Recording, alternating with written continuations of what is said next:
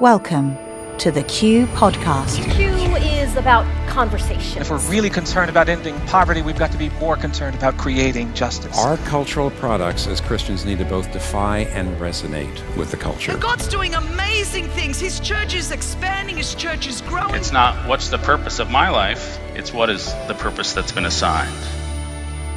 Stay curious, think well, advance good. This is Q.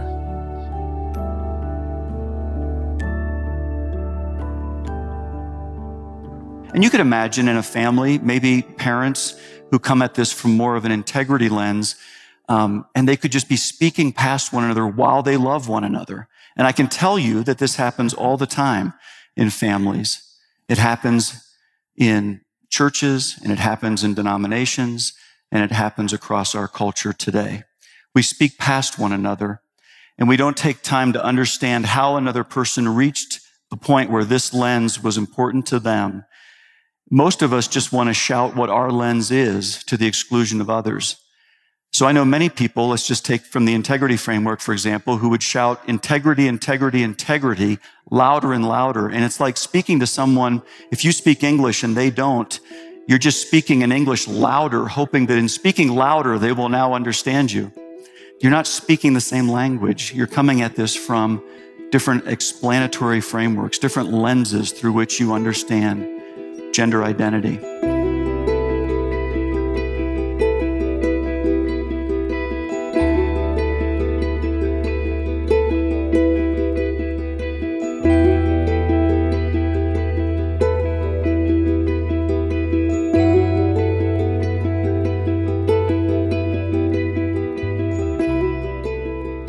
Welcome back to the Q Podcast. I'm Gabe Lyons, and today we're engaging probably one of the most challenging topics to navigate in American public life. And it's probably no surprise to hear what it is. We're talking about the topic of transgender. And it's not just a topic. We know that this is actually real people experiencing real feelings and who are trying to figure out, how do we play that out in public life? What does it look like privately, personally, with my family, with my friends, at different ages? And it can become very complex very quickly. And so we commissioned a talk from an expert who's been thinking about this for more than a decade, because this isn't a new topic. This isn't just something new that's developed. It's more just become more public. People have felt more comfortable to actually explore and to talk about it. And so we wanted you to have the benefit of hearing from Mark Yarhouse. He's the professor of psychology at Regent University, and he's a core faculty member in the doctoral program in clinical psychology. Dr. Yarhouse has spent several years promoting dialogue between people who view the topic of sexual identity differently. In fact, 15 years ago, he chaired a groundbreaking symposium at the American Psychological Association's annual convention that brought together psychologists with differing viewpoints to discuss common ground and treatment options for those who experience sexual and religious identity conflicts. It's right at the heart of some of what we're going to hear today. How do we as Christians think about this? How do we learn about it? How do we just be more informed? And Dr. Yarhouse, he's published over 80 peer-reviewed journal articles. He's thought a lot about this. And so I think you're going to appreciate hearing from him right now. So let's listen in. Well, let me open with just telling you a little bit about an acquaintance of mine I'll refer to as Sarah. Sarah experienced gender dysphoria at a very young age. And gender dysphoria is when your biological sex as male or female and your gender identity, your emotional or psychological experience of yourself as male or female are not in congruence. And it's the distress that's associated with that. So Sarah was born biologically male and experienced this distress. Now, I met Sarah when Sarah was an adult, and Sarah had already transitioned and had used cross-sex hormones and even surgeries. And when I met Sarah, Sarah said to me, as a Christian, she said, I may have sinned in what I did. All I know is at the time, I felt such excruciating distress and I didn't know what to do. I felt like my life was at stake. And then she turned to me and she said, what would you have me do now? And this was a very difficult moment, obviously. So gender identity itself usually forms between ages 2 and 4 years of age. A boy or a girl will be aware of themselves as a boy or a girl. And so gender dysphoria, if it's present, would be present at a very young age in most cases. So Someone like Sarah then would be part of what we call a transgender umbrella. Not everybody who's transgender experiences gender dysphoria. In fact, most wouldn't say that they do. There are people there who would say, I'm genderqueer, or I'm gender fluid, or I'm agender. There's different emerging gender identities within that umbrella. And there's not even consensus about who is in and who is out.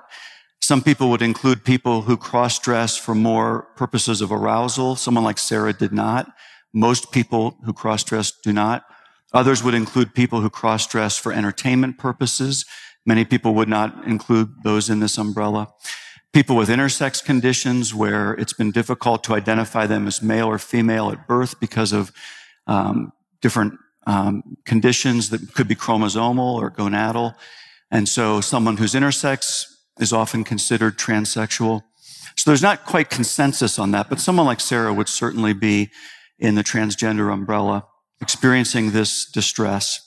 It's not a very common experience. It's hard to get good estimates. Some of the estimates are based on studies in Europe where people were going to specialty clinics for hormonal treatment or for surgery. And that's not the most common resolution in this area.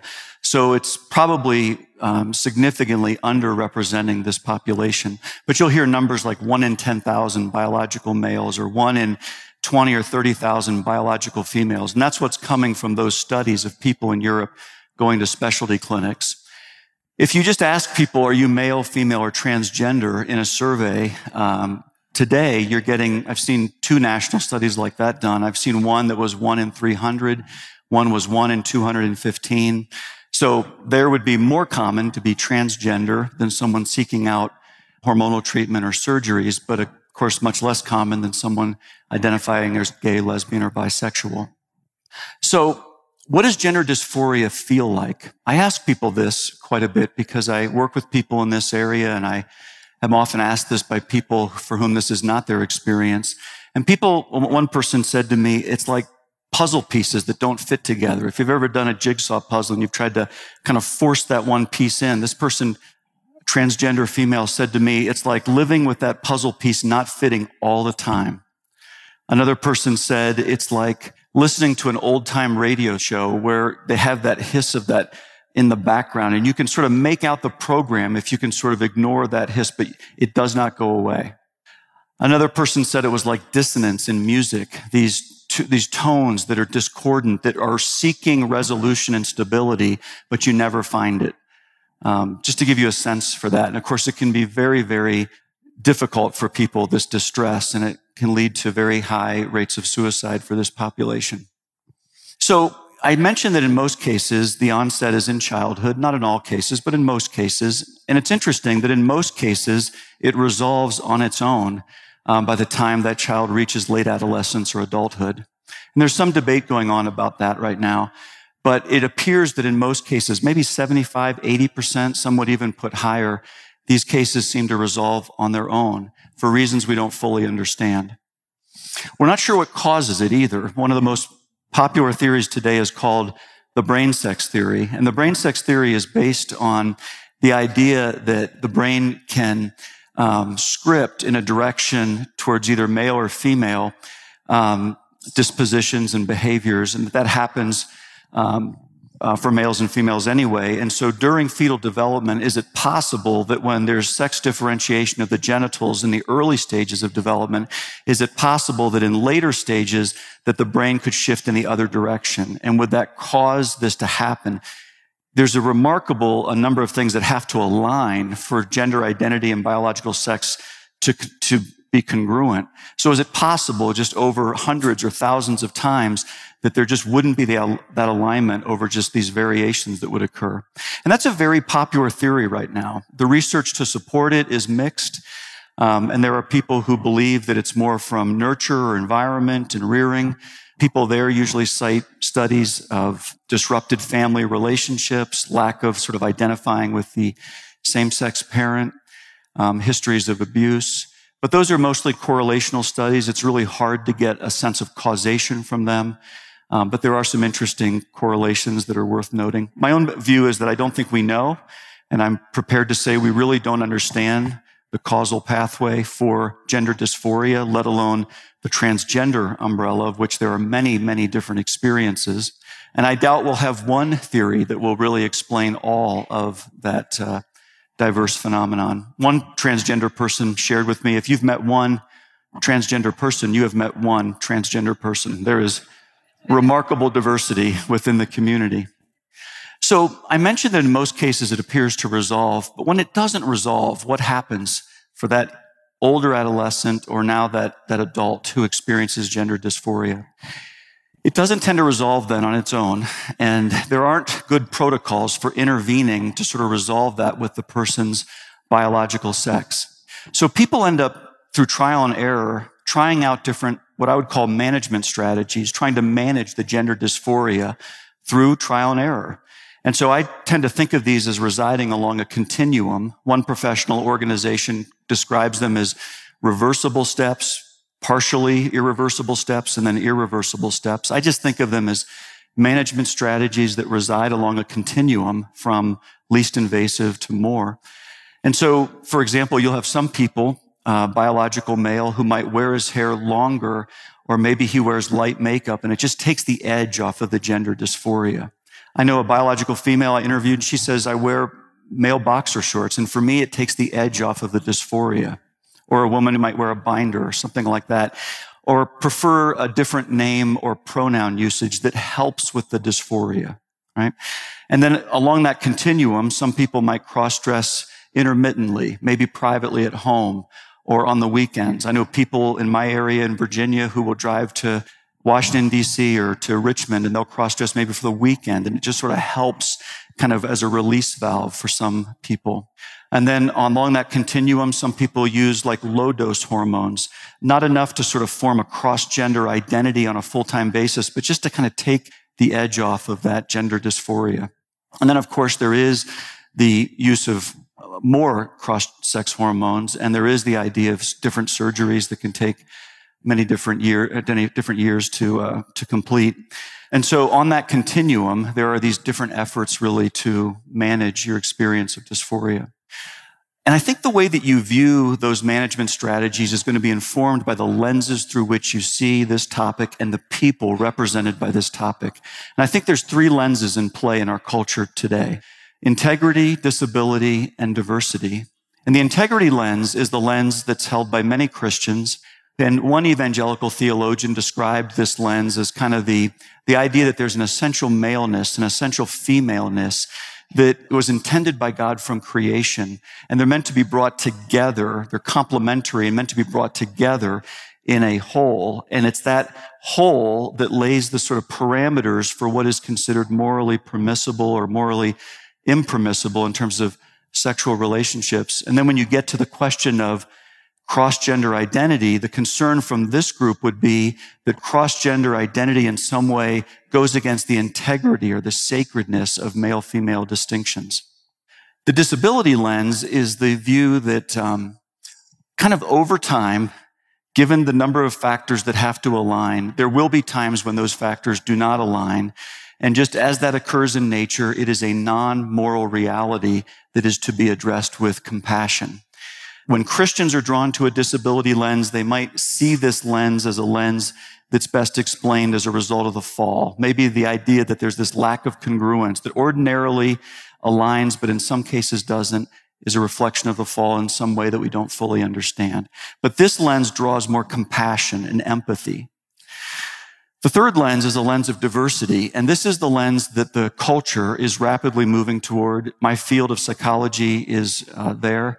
And so in this lens, the idea is that these differences, these experiences of gender identity and experiencing your gender identity differently than those who experience it along a binary of male and female, that they represent a people group to be celebrated as a culture, a representative of diversity.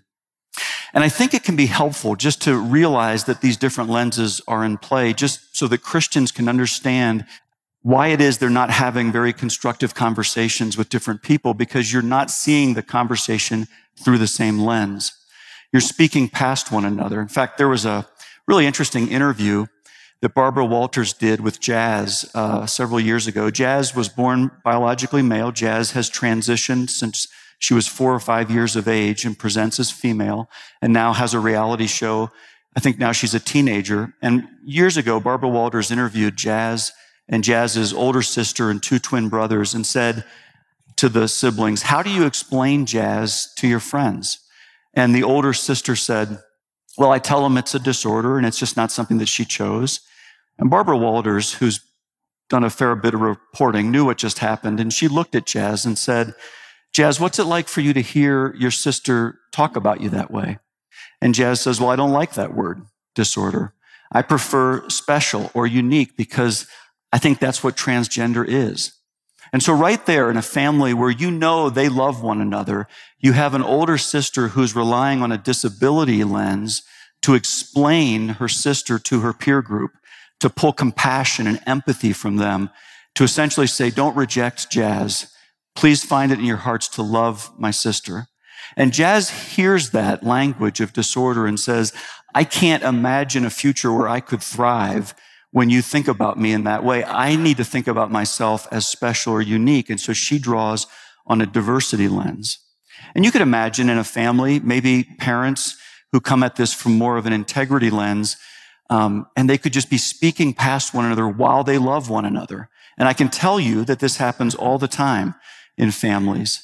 It happens in churches, and it happens in denominations, and it happens across our culture today. We speak past one another, and we don't take time to understand how another person reached the point where this lens was important to them. Most of us just want to shout what our lens is to the exclusion of others. So I know many people, let's just take from the integrity framework, for example, who would shout integrity, integrity, integrity louder and louder. And it's like speaking to someone, if you speak English and they don't, you're just speaking in English louder, hoping that in speaking louder, they will now understand you. You're not speaking the same language. You're coming at this from different explanatory frameworks, different lenses through which you understand gender identity. So the other reason I think the lenses are helpful is that I think Christians today would benefit from drawing on the best that each lens brings to the discussion. I do think that the integrity lens lays a foundation, a theological foundation that's important for Christians, and it probably matches up pretty well with what Christians think about these issues globally and historically today.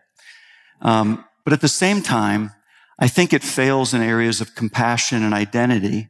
And I think when I look at the disability framework, I see in it greater compassion for the person. The idea that someone is dealing with a condition that's not going to resolve on its own. And so how do you help someone manage dysphoria in the least invasive way possible?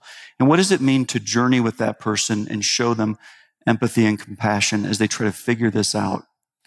And even from the diversity lens, I do think what Christians have failed to appreciate is that that lens answers fundamental questions about identity and community that all of us would want to understand about ourselves.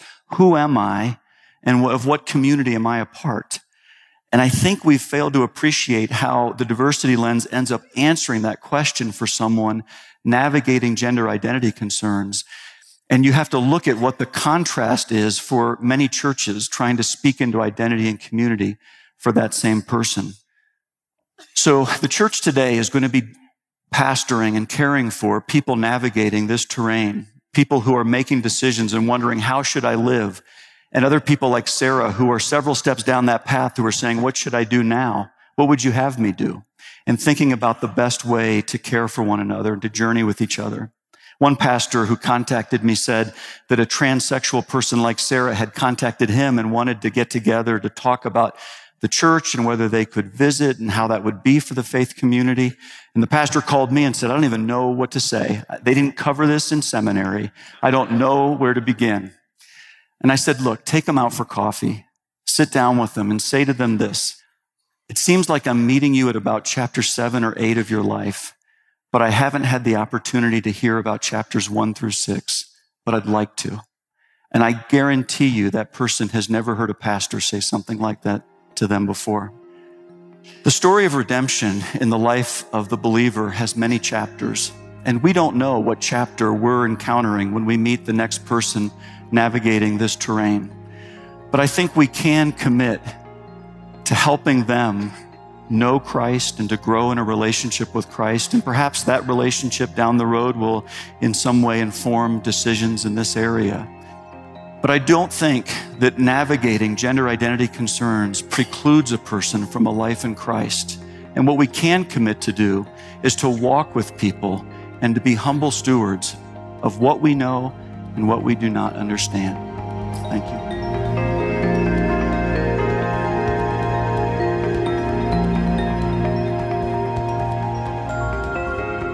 Isn't it true that sometimes we hear so much information about a topic and we can forget that this is affecting real people, our neighbors, friends, maybe those you don't know about yet, or maybe it's your friends who have children who are experiencing some of these same feelings and don't know how to describe them or how to discuss them. And Mark's admonition that we need to take somebody to dinner, that we need to get in the lives of other people and to have those other points of view and to listen and to seek to understand, I think is a very important thing we have to do in this moment.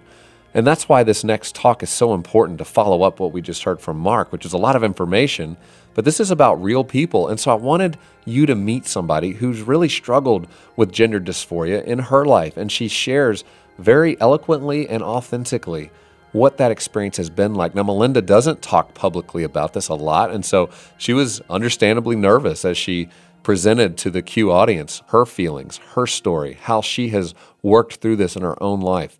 She converted to Christianity over 15 years ago, and she's been reading, researching, writing, speaking, and living out the tensions that concern her faith, her gender, and her sexuality. She describes herself as a gender queer woman. She's the mother of 7. She wrote a book called Sexual Authenticity, an intimate reflection on homosexuality and Catholicism. And so I just want you to listen, because maybe you don't know somebody in your life. Maybe there's not somebody tomorrow you can call and go out to dinner to learn more. Let this just be a beginning step to hear one story of how one person has experienced it. Let's listen to Melinda. Hi, I'm Melinda, and I'm gender fluid.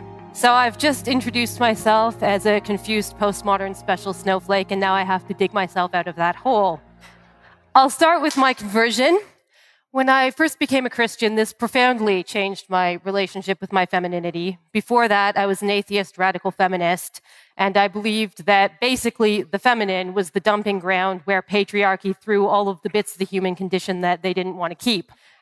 Naturally, this did not make femininity very appealing to me. St. Paul's theology of strength in weakness allowed me to realize that rather than getting rid of the qualities that were feminine, it was more truly feminist to insist that they had value. I was nowhere near being the ideal of Christian womanhood, but I figured that this was a mostly ideological problem and I could work on it. Within a year, I felt I had made tremendous progress. I'd fallen in love with a man. I was pregnant.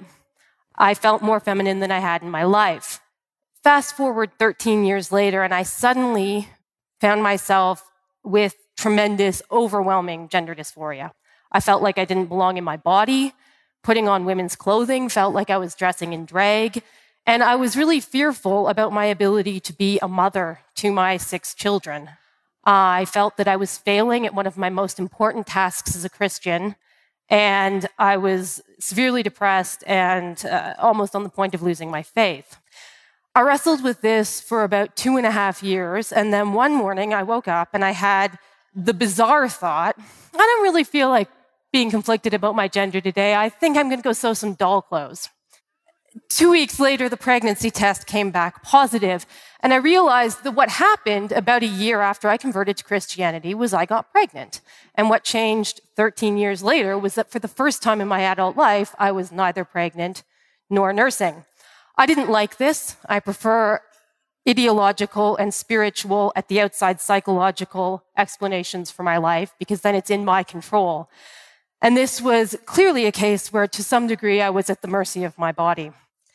So gender dysphoria is a multidimensional phenomenon. It exists on a spectrum. You might draw an analogy to something like visual impairment. Someone who needs really thick Coke bottle glasses to see is visually impaired. So is somebody who is born without a functioning visual cortex. Management strategies that work for person number 1 will probably be totally ineffectual for person number 2. And I want to keep that in mind as I talk about 5 different dimensions of what gender dysphoria is like, at least for me. So first, first the body. We tend to think of transsexualism in terms of a dualistic conflict between the body and the mind. But as Mark mentioned, some people who are trans also have intersex conditions, and there is a possibility that there are neurological or hormonal intersex conditions that we're not yet good at diagnosing. There's also the way that we relate to our body. We have a sense, it's called proprioception. It's not one of the 5 that you learn in kindergarten, but it's the feeling that parts of my body are parts of my body. It's possible for somebody to have a body map that doesn't align with what is actually physically there. So when I have intense dysphoria, I have a male concept of self, and then it becomes very bizarre and alienating when I'm reminded that I have breasts. A friend of mine speaks of having a really gnawing, aching sense of pain in her abdomen when she becomes aware of the absence of a womb. There's a great story in Herodotus where a group of Amazons arrive at the shores of a foreign land, and they're not able to integrate into the local culture because they ride, they hunt, they wield weapons, and they have this feeling of alienation in a culture where women are expected to be domestic homebodies. That's kind of analogous to gender role dysphoria writ large. The difference is that for somebody with gender dysphoria, it feels like being a stranger in a strange land, even in your own country. The customs of women are very strange to me. I can kind of learn them, but it's a little bit like learning the etiquette of the Japanese. There was a study done in Prussia many, many years ago, back when Prussia was still a thing, where they wanted to prove that men were intellectually superior to women. So they gave men and women a series of moral questions. And the men would usually say, X is right, Y is wrong. The women would generally say, well, I would need more information, or it depends. So naturally, this demonstrated that women were wishy-washy, emotionally driven, and sloppy thinkers. What it actually indicates is that we expect men and women to think differently, and we train men and women to think differently. One of the things I've found as a female writer is that readers and editors expect me to write in a way that is personable, relatable, emotional, and I really want to write in a way that is abstract, dispassionate, logical. I've had to train myself to write the way people think a woman writes in order to build a readership. If I describe someone to you as open-hearted, gentle, kind, what are you going to picture? Usually probably a woman. If I say that they're courageous, just, upstanding, hardworking, probably a man. So what happens when we have a guy who is meek, sensitive, accommodating? Well, very often he will be told that his virtues, the best things about him, are weak or effeminate, and he may be penalized or even punished for things that are good. Now, what if you have a woman who is strong, tough, rational? She will not be penalized. She will be praised for being like a man. Now, obviously, there's some deep-seated social misogyny here, but aside from that, the way that we gender virtue can actually drive feelings of dysphoria, because if I'm told that the things that I know are good about myself, the virtues that God has graced me with, are masculine, then when I display those, it makes it more difficult for me to relate to myself as a feminine person. Finally, emotion, my least favorite subject. These are a complex interplay between hormones, socialization, and personality. We all know that women are supposed to be more emotional than men, and this is absolutely true if you pretend that anger and lust are not emotions.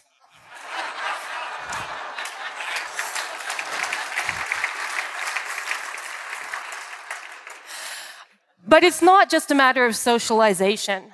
There are actually biophysical differences in the way that men and women emote. You know, a friend of mine who had recently transitioned and just started to go on estrogen wrote to me one day panicking because she was having an emotion that she had never experienced before, and she didn't know what it was or how to process it. I've also encountered detransitioning women. That's women who transitioned to male and transitioned back, who decided to go off of testosterone because they found it made them aggressive in a way that they found disturbing.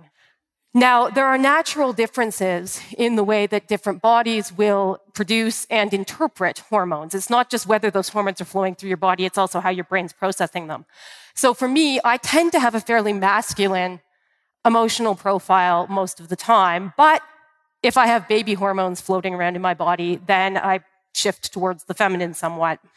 Now, I don't want anybody to go away thinking that I'm typical. We've discussed the idea that you've met one trans person, you've met one trans person. Certainly no story involving a genderqueer Catholic lesbian who married a man and have 7 children could possibly be considered typical of anything. And, for a lot of Christians, when, we hear this sort of alphabet soup, LGBTTIQQ2SA, all we hear is the sound of the culture going down the toilet. But there's a reason why there's this complex and ever-expanding taxonomy within the queer community. And it's that there's a genuine concern not to shoehorn people into single homogenous narratives. A lot of my friends who have gender dysphoria have much more severe dysphoria than I do. They don't get the reprieve of being pregnant most of their life. It's constant, it's relentless, it's accompanied by feelings of guilt, of failure. Some of these people have gone to heroic lengths trying to live the biblical truth of masculinity and femininity, and they feel like such failures when they finally hit that wall and say, I just can't do this anymore. As Mark mentioned, the suicide rate in this population is through the roof, and a lot of the same emotional problems that we often find in marginalized groups, what's often called minority stress, are absolutely present in the trans community. So I would ask you as Christian leaders to consider that we are to be ambassadors of healing. That doesn't mean that we are supposed to promise miracles that we can't deliver. Miracles are God's prerogative. But there are forms of healing that we are empowered to give: compassion, support, love, reconciliation, and just the willingness when we encounter a person to see them as a person, not as a political problem, not as an icon of the breakdown of society, but as a human being, fearfully made in the image and likeness of God. Thank you. It's good to hear Melinda and to just hear her describe what we can do, because so many times we're paralyzed. We don't know how to respond. We don't know how to act. We don't know what to say. And yet part of Christian love is that we show up. We simply show up. We listen. We're somebody that's there for people as they're walking through challenging questions where maybe we don't feel equipped with all of the answers. I think what's helpful is to also understand Melinda represents one story. It's not the story for everybody who experiences gender dysphoria or would describe themselves as transgender, but it's at least one story. And it's somebody who's trying to reconcile their faith and their conviction and their commitments with the feelings that they actually live with every day. And so for this next segment, we had the audience members who were participating that day at our Q conference ask questions, and then I posed them to Mark and to Melinda. And as they sat on a couch side by side, they were able to respond to me and to the questions that were coming, many of which you may have today. Let's listen in.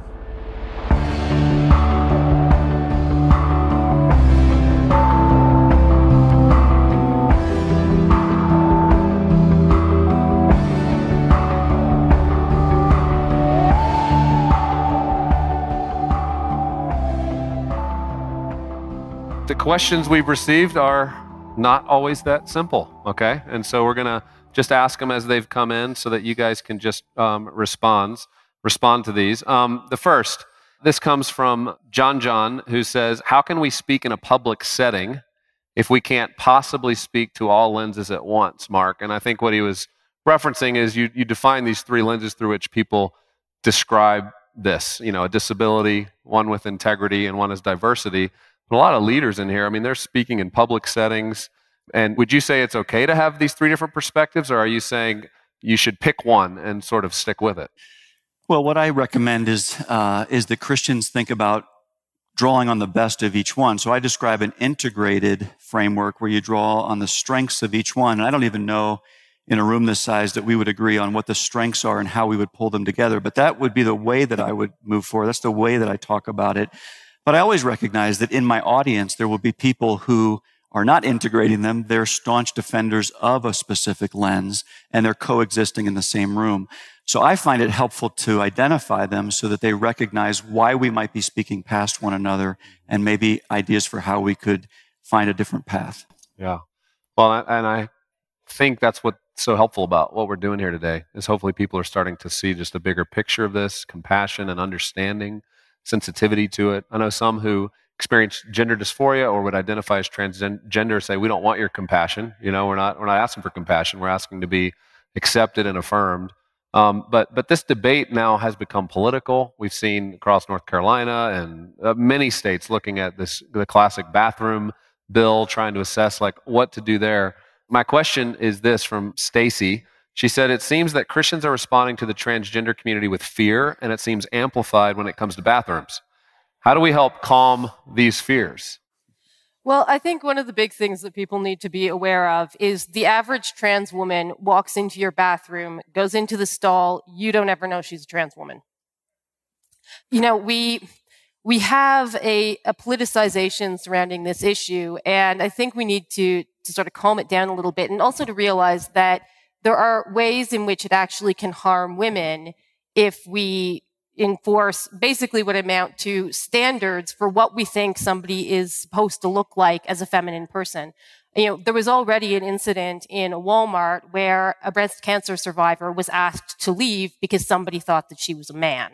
So we need to realize that, you know, this is not, I guess this sort of fear is not the effective or ideal way of dealing with these types of situations. It drives division and it creates a very trenchant situation that is not helpful for anybody. Yeah, it's good. Elau Cruz has this question for you, Mark. What's the scriptural basis for being against transitioning or transgender identities? How in Scripture is being trans a sin?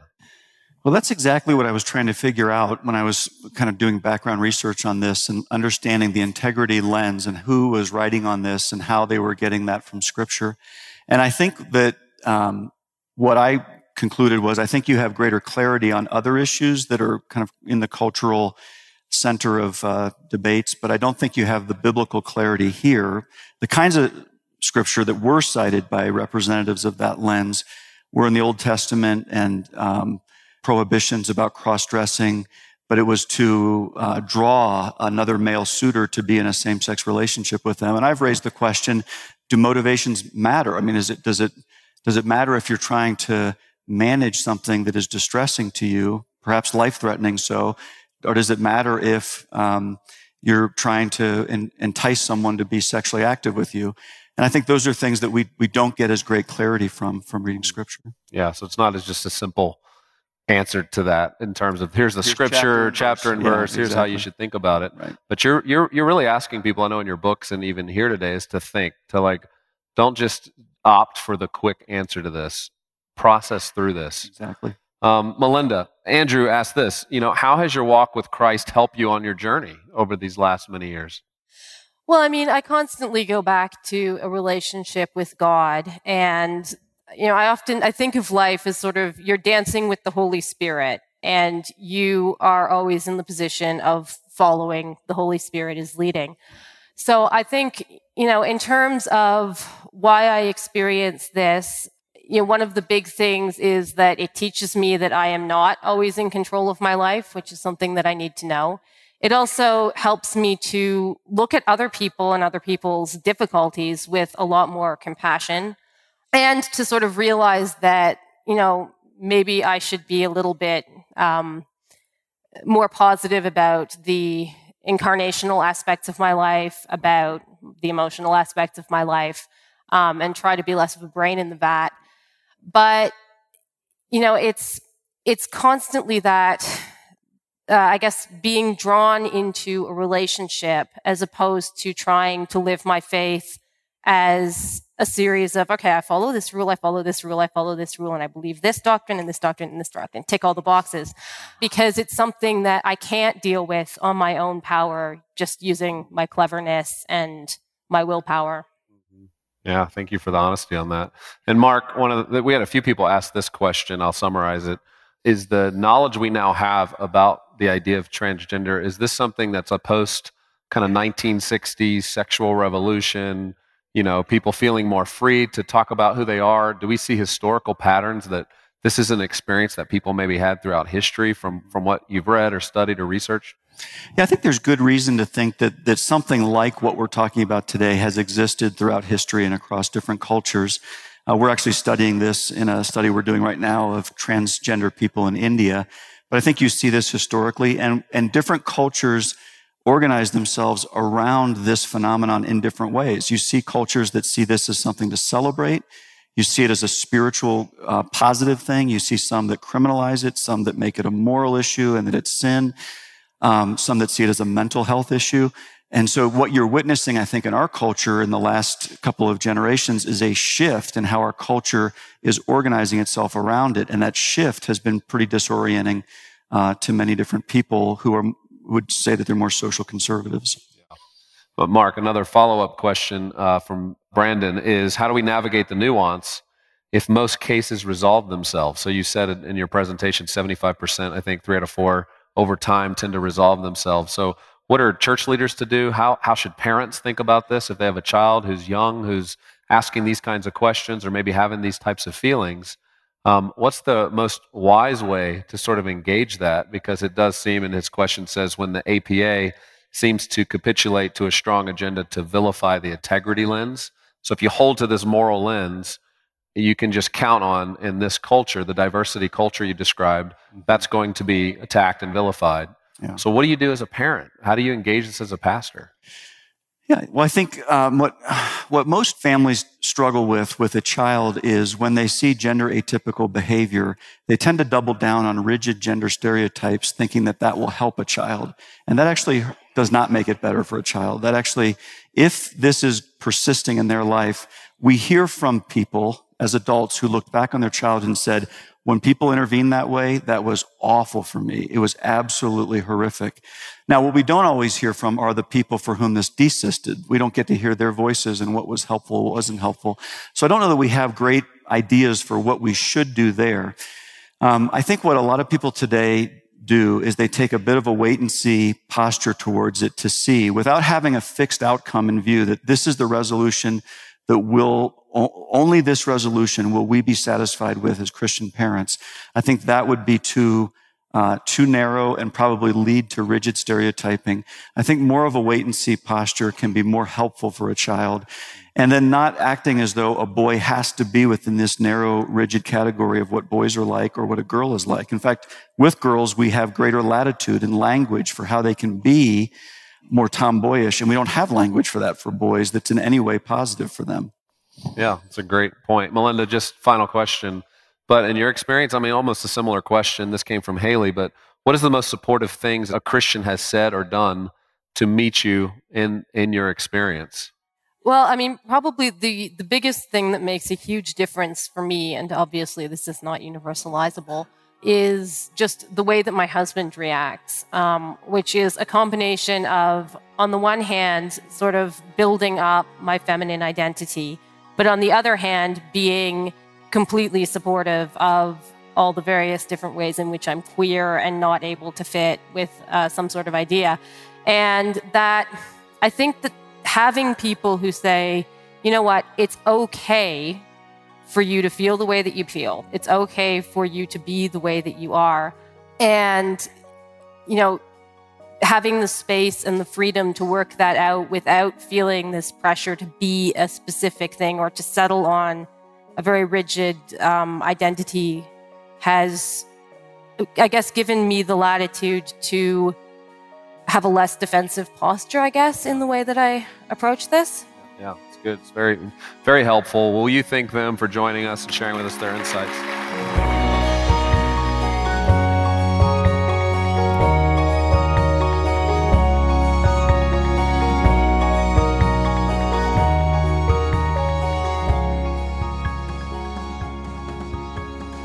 Well, I hope you've enjoyed today's podcast. I know it was a lot of information. It was a lot to take in. It was probably on a topic that maybe you've never thought this much about.